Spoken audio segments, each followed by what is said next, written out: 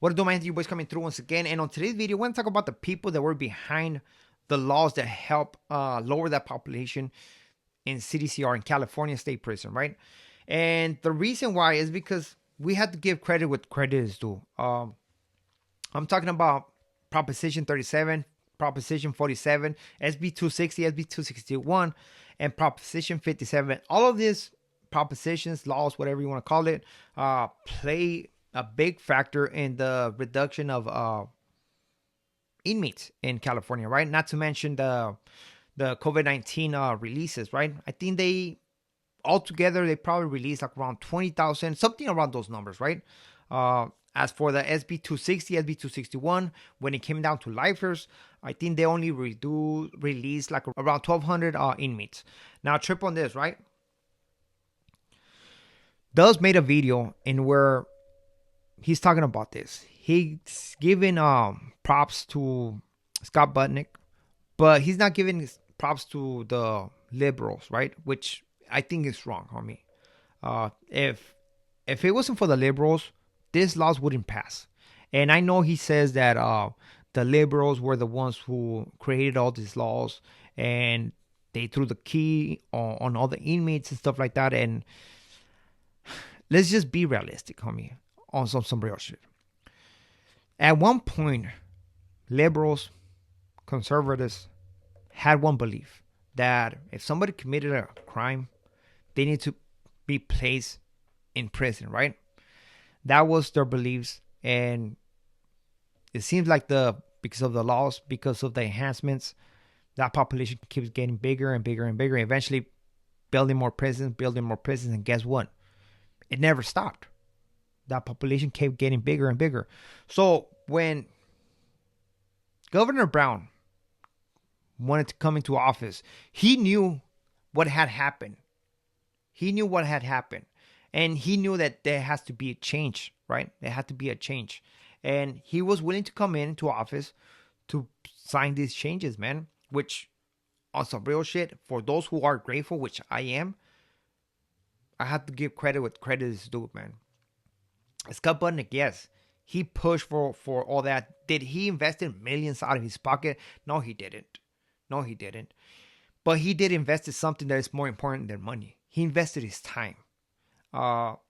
He had different people donating to his cause, like actors. I believe John Legend made a donation and eventually asked him, "Hey man, I want to go into a prison. I want to see where my money is gonna go to, right?" And I don't know if he ever held a concert, but Scott Butnick was basically more center in Ironwood State Prison. Maybe that's where Dubs met him. But when he visited Tehachapi, which I think he visited Tehachapi twice, one thing for those individuals who have met Scott Butnick, he'll shake your hand, good person, good heart, and he'll tell you, if you need help, contact me. I'll take you out and so you can eat a steak. And if you need a job, if you want to go to school, I'll help you. And that's what that guy is doing out there, man. And we have to be thankful for that, man, because he has contributed a lot to society, to California, man. And he has helped a lot of individuals, or at least gave them the out. Like, man, you want your freedom? There you go. I helped you. I built a door for you. Now you work your way out, and I'll see you on the other side. You know? But to say that the liberals didn't have nothing to do with this is just, I think, is being not grateful. Not grateful. Because if you pay attention to the numbers, just put it this way, for all the lifers, right? SB 260, SB 261. Who was the one who made that Senate bill? A Democrat. Her name is Hancock. If it wasn't for her, this wouldn't be possible. She's the one who pushed it. And I know Dubs had said, well, if they wanted to change the laws, they would have changed it a long time ago. But let's just think about this. At one point, conservatives, liberals had one idea, right? Punish. Now, you see that none of that stuff is working. So if you have a conservative as a governor, you can push for whatever bills, but at the end of the day, the governor has to sign for it, right? So has to say yes or no. Correct? And finally, here came Governor Brown and was like, you know what? Let's change this and help all these individuals regain their freedom, which I think. And if you pay attention on the numbers, it'll show you who was against these bills. With the Senate bill, SB 260, is trying to be passed, right? Just pay attention who voted against it. All these individuals, man, who are conservatives, voted against it, except I believe one or two, you know. But every single one voted no. When the propositions were out there, 37, 47, 57, which is the 57 was like the biggest. Who voted against it? Or who was against it? Who was putting commercials against it? Nothing but conservative groups were going against it. Come on. You cannot say that I'm lying because nothing but conservative groups were going against this law. So if you say that the lifers are all conservative, the majority of the lifers are conservatives, I think there's a lie on that.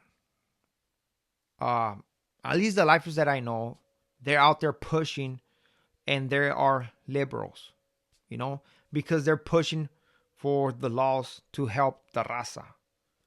They're pushing for the laws to help the minorities, the blacks, the browns. As a matter of fact, I have two friends that actually volunteer. They're over there in LA and help for this movement. And when people trying to say that liberals didn't have nothing to do with this, man, I feel like they're not being grateful for the help that was given, for the